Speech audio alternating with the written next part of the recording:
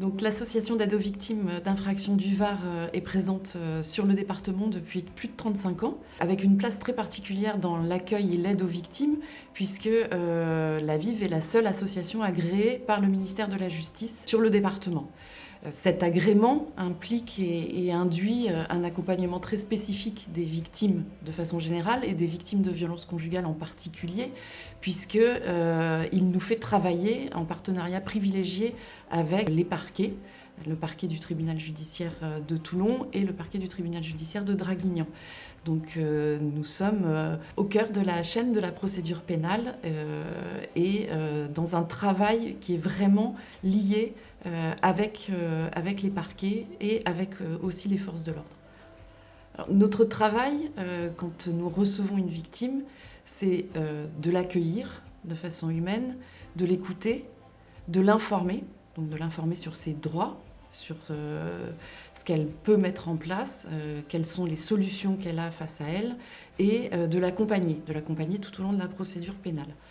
Ce travail, il se décline plus particulièrement dans le lien dont je parlais tout à l'heure avec les parquets, avec des évaluations qui sont des évaluations très particulières.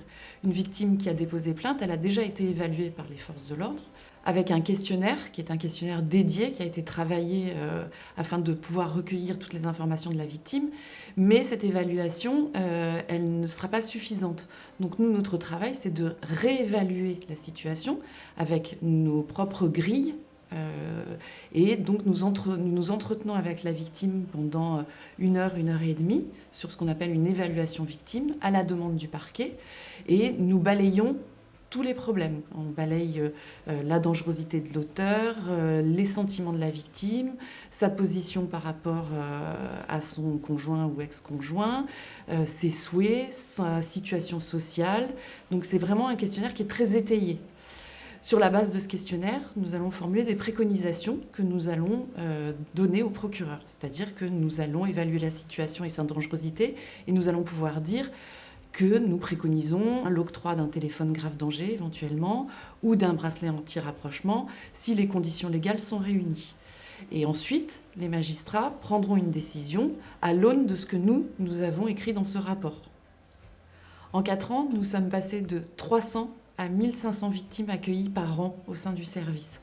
Cela prouve qu'il y a un véritable partenariat et une prise en charge globale sur le Var.